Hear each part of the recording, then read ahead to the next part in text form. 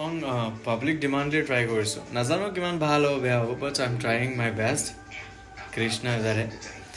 তোমাৰ কথা ভাবিলেই জানানে জোনাক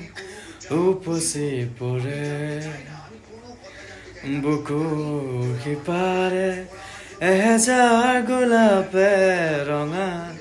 ৰঙা কলি মেলে ছায়া হৈ এবাৰ